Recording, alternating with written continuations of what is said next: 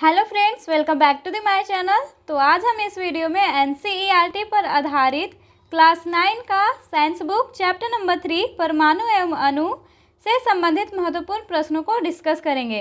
Part number है 1। इससे पहले ऑलरेडी चैप्टर 1 और चैप्टर 2 कवर करा दिया गया है, जिसका लिंक आप डिस्क्रिप्शन बॉक्स में देख सकते हैं या तो फिर प्लेलिस्ट में चेक कर सकते हैं। तो चलिए फिर हम लोग स्टार्ट करते हैं आज के पहले प्रश्न से। तो क्वेश्चन नंबर 1 है, किसी भी पदार्थ का अभाज्य सूक्ष्मतम कण क्या कहलाता है? ऑप्शंस है अणु, परमाणु, स्थिर अनुपात का नियम या डाल्टन का परमाणु नियम। तो किसी भी पदार्थ का अभाज्य सूक्ष्मतम कण परमाणु कहलाता है। सो इसका जो करेक्ट आंसर होगा वो ऑप्शन नंबर बी होगा, परमाणु। आपको ये ध्यान में रखनी है कि एक भारतीय दार्शनिक थे जिनका नाम महर्षि कणाद था। उन्होंने प्रतिपादित किया था कि यदि हम द्रव्य या द्रव्य बोले तो पदार्थ, ठीक है, यहाँ द्रव्य बोले तो पदार्थ को यदि विभाजित करते जाएं तो हमें छोटे छोटे कण प्राप्त होते जाएंगे तथा अंत में एक सीमा आएगी जब प्राप्त कण को पुनः विभाजित नहीं किया जा सकेगा। अर्थात हम कह सकते हैं कि वह सूक्ष्मतम कण जो अविभाज्य रहेगा। इस अविभाज्य सूक्ष्मतम कण को उन्होंने क्या कहा था? परमाणु कहा था। ये सबसे पहले किसने कहा था? आपको ये ध्यान में रखनी है कि भारतीय दार्शनिक महर्षि कणाद थे। भारतीय दार्शनिक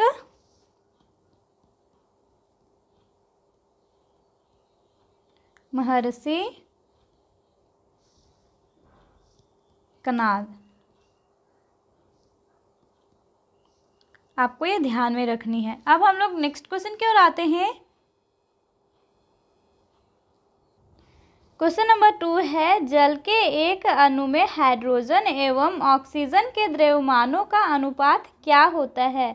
ऑप्शंस है 1:2, ऑप्शन बी है 3:4, ऑप्शन सी है 1:8, ऑप्शन डी है 2:1। तो हम लोग जानते हैं जल का जो फॉर्मूला होता है H2O। इसमें हाइड्रोजन के 2 अणु हैं और यहाँ ऑक्सीजन का 1 अणु है। अब यहाँ पे हम लोग देखते हैं कि हाइड्रोजन का जो परमाणु क्रमांक है वो 1 है और इसका जो द्रव्यमान है वो भी 1 है और यहाँ पे 2 हाइड्रोजन है। अब यहाँ पे ये जो ऑक्सीजन है वो इसका जो परमाणु क्रमांक होता है वो 8 होता है, ठीक है, और इसका जो परमाणु द्रव्यमान है वो 16 होता है। इसीलिए यहाँ पे 2:16 हो गया। ये परमाणु का द्रव्यमान है। अब यहाँ पे 2 हो गया और यहाँ पे 8 तो यहाँ पे हम लोग का जो अनुपात निकला वो 1:8 आया। इसीलिए यहाँ पे हाइड्रोजन एवं ऑक्सीजन के द्रव्यमान का जो अनुपात होगा वो 1:8 होगा। आपको ये ध्यान में रखनी है।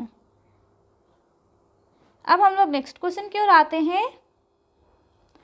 अब यहाँ पे क्वेश्चन नंबर 3 है, अमोनिया NH3 के एक अणु में नाइट्रोजन एवं हाइड्रोजन के द्रव्यमानों का अनुपात क्या होता है? तो हम लोगों ने यहाँ देख चुका है पिछले क्वेश्चन में H2O का, तो सेम उसी प्रकार से इसका करेंगे। यहाँ पे नाइट्रोजन है और यहाँ पे हाइड्रोजन के 3 हैं अणु, 3 परमाणु है। अब यहाँ पे नाइट्रोजन का जो परमाणु क्रमांक होता है वो 7 होता है और द्रव्यमान जो होता है इसका दुगना होता है। परमाणु क्रमांक का दुगना होता है परमाणु का द्रव्यमान।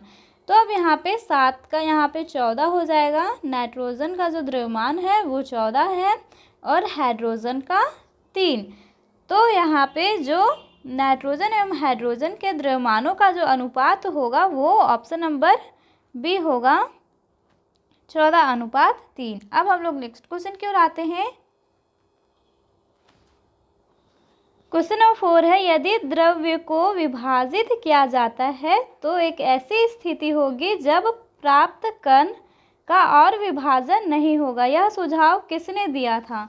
तो हम लोगों ने क्वेश्चन नंबर 1 में डिस्कस कर चुके हैं कि यदि द्रव को विभाजित किया जाता है तो एक ऐसी स्थिति होगी जब प्राप्त कण का और विभाजन नहीं होगा। यह सुझाव महर्षि कनाद ने दी थी। तो इसका जो करेक्ट आंसर होगा वो ऑप्शन नंबर ए होगा, महर्षि कनाद। अब हम लोग नेक्स्ट क्वेश्चन की ओर आते हैं। क्वेश्चन नंबर 5 है, पदार्थ में तत्व सदैव खाली स्थान द्रव्यमान के अनुपात में होते हैं। ऑप्शन है निश्चित, अनिश्चित, ए और बी दोनों होगा या फिर बराबर। तो पदार्थ के तत्व सदैव निश्चित द्रव्यमान के अनुपात में होते हैं। तो इसका जो करेक्ट आंसर होगा वो ऑप्शन नंबर ए होगा, निश्चित। अब हम लोग नेक्स्ट क्वेश्चन की ओर आते हैं।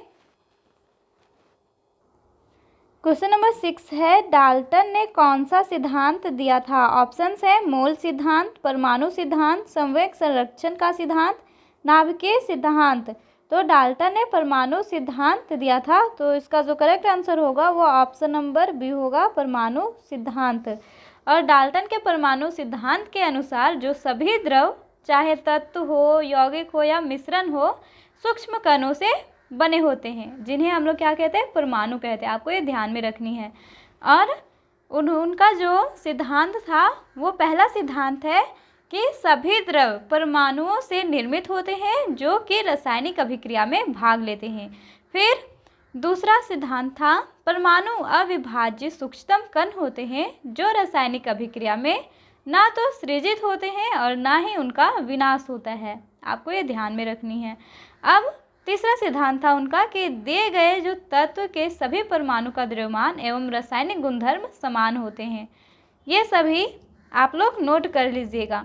अब क्वेश्चन नंबर मतलब कि चौथा सिद्धांत था उनका कि भिन्न भिन्न तत्वों के परमाणुओं के द्रव्यमान एवं रासायनिक गुणधर्म भिन्न भिन्न होते हैं। और पांचवा सिद्धांत था कि भिन्न भिन्न तत्वों के परमाणु परस्पर छोटे पूर्ण संख्या के अनुपात में संयोग कर यौगिक निर्मित करते हैं। और छठा सिद्धांत था कि किसी भी यौगिक में परमाणुओं की सापेक्ष संख्या एवं प्रकार निश्चित होते हैं। आपको ये 6 पॉइंट ध्यान में रखनी है। अब हम लोग नेक्स्ट क्वेश्चन की ओर आते हैं। उससे पहले हम लोग देख लेते हैं कि मोल सिद्धांत किसने दिया था। ठीक है, तो ये जो मोल सिद्धांत है, तो मोल सिद्धांत की जो शुरुआत है वो जॉन डाल्टन ने की थी। इसकी भी जो शुरुआत थी ये जॉन डाल्टन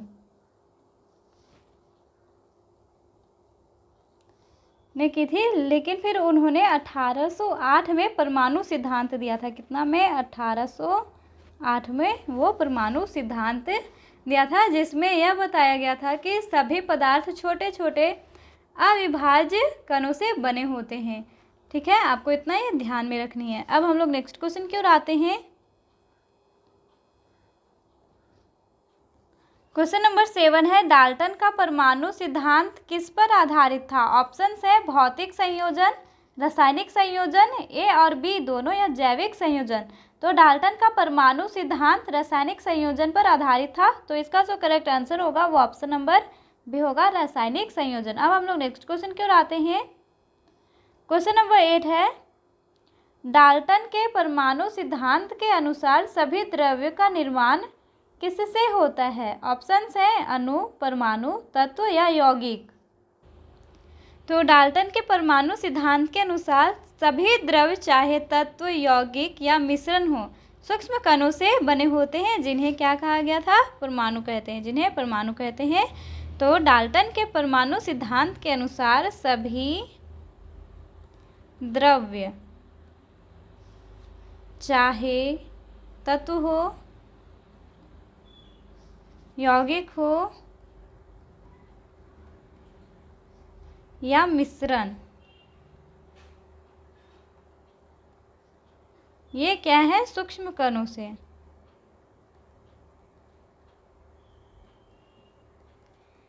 बने होते हैं, जिन्हें परमाणु कहा जाता है। ठीक है, कणों से बने होते हैं, जिन्हें परमाणु कहा जाता है। तो इसका जो करेक्ट आंसर होगा वो ऑप्शन नंबर बी होगा, परमाणु। डाल्टन के परमाणु सिद्धांत के अनुसार सभी द्रव्य का निर्माण परमाणु से होता है। अब हम लोग नेक्स्ट क्वेश्चन की ओर आते हैं।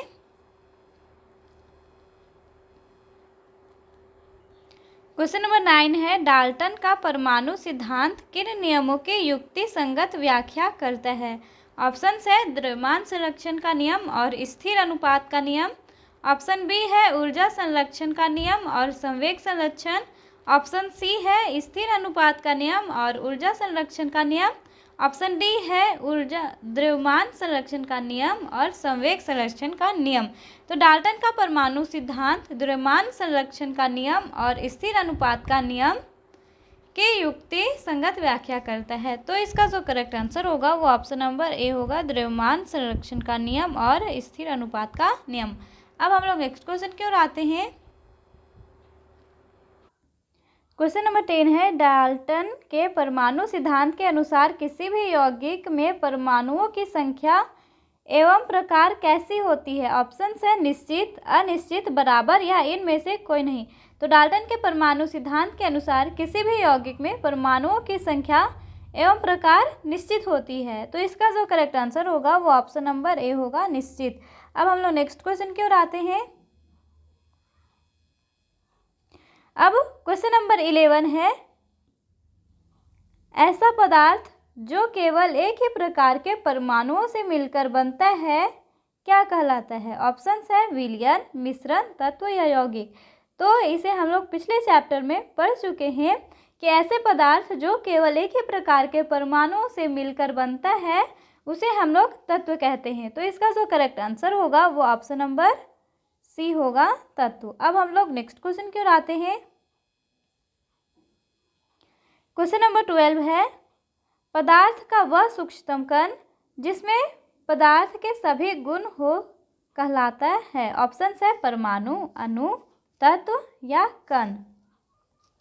तो पदार्थ का वह सूक्ष्मतम कण जिसमें पदार्थ के सभी गुण हो कहलाते हैं उसे हम लोग कहते हैं परमाणु। आपको ये ध्यान में रखनी है, क्योंकि पदार्थ का सूक्ष्मतम कण क्या है जिसे हम लोग कहते हैं परमाणु, और इसमें पदार्थ के सभी गुण होते हैं परमाणु में। आपको ये ध्यान में रखनी है। अब हम लोग नेक्स्ट क्वेश्चन की ओर आते हैं। क्वेश्चन नंबर 15 है, किस परमाणु से तुलना कर दूसरे परमाणुओं के परमाणु द्रव्यमान ज्ञात किए जाते हैं? ऑप्शन है कार्बन 14, कार्बन 12 या फिर नाइट्रोजन 15 या नाइट्रोजन 16। तो यहाँ पे कार्बन 12 परमाणु से तुलना कर दूसरे परमाणुओं के परमाणु द्रव्यमान ज्ञात किए जाते हैं। आपको ये ध्यान में रखनी है। अब हम लोग नेक्स्ट क्वेश्चन की ओर आते हैं। क्वेश्चन नंबर 16 है, जिन परमाणु के बाहरी कोश पूरी तरह से भरे होते हैं वह रासायनिक रूप से होते हैं? ऑप्शन है अतिक्रियाशील, अक्रिय, सक्रिय या इनमें से कोई नहीं। तो जिन परमाणु के बाहरी कोश पूरी तरह से भरे होते हैं वह रासायनिक रूप से अक्रिय होते हैं, यानी कि वो कोई भी क्रिया नहीं करते हैं, कोई भी वो अभिक्रिया नहीं करते हैं। ठीक है, तो इसका जो करेक्ट आंसर होगा वो ऑप्शन नंबर बी होगा, अक्रिय। अब हम लोग नेक्स्ट क्वेश्चन की ओर आते हैं। क्वेश्चन नंबर 17 है, किसी तत्व के दूसरे तत्व से संयोग करने की क्षमता कहलाती है? ऑप्शन है विभाजकता, आयनीकरण, संयोजकता या समस्थानिक। तो किसी तत्व के दूसरे तत्व से संयोग करने की क्षमता संयोजकता कहलाती है। सो इसका जो करेक्ट आंसर होगा वो ऑप्शन नंबर सी होगा, संयोजकता। अब हम लोग नेक्स्ट क्वेश्चन की ओर आते हैं। क्वेश्चन नंबर 18 है, परमाणु आयन बनाते हैं? ऑप्शन है न्यूट्रॉन त्याग कर, इलेक्ट्रॉन ग्रहण करके, इलेक्ट्रॉन त्याग कर या फिर बी और सी दोनों। तो परमाणु आयन बनाते हैं इलेक्ट्रॉन को ग्रहण करके और इलेक्ट्रॉन का त्याग करके। तो इसका जो करेक्ट आंसर होगा वो ऑप्शन नंबर डी होगा, बी और सी। जब कोई परमाणु इलेक्ट्रॉन को ग्रहण करता है तो वो ऋण आयन बनाता है, और जब इलेक्ट्रॉन किसी परमाणु को त्याग करता है तो वो धन आयन बनाता है। आपको ये ध्यान में रखनी है। अब हम लोग नेक्स्ट क्वेश्चन की ओर आते हैं। क्वेश्चन नंबर 19 है, मोल शब्द किसने दिया था? ऑप्शन है विल्हेम ऑस्टवाल्ड, ऑप्शन बी है नील्स बोर, ऑप्शन सी है जॉन डाल्टन या ऑप्शन डी है रदरफोर्ड। तो मोल शब्द विल्हेम ऑस्टवाल्ड ने दिया था। तो इसका जो करेक्ट आंसर होगा वो ऑप्शन नंबर ए होगा, विल्हेम ऑस्टवाल्ड। अब हम लोग नेक्स्ट क्वेश्चन की ओर आते हैं। क्वेश्चन नंबर 20 है, 1 नैनोमीटर कितने मीटर के बराबर होता है। तो इस क्वेश्चन को हम लोग चैप्टर नंबर 2 में भी देख चुके हैं। तो इसका आंसर आप कमेंट में करके बताइएगा।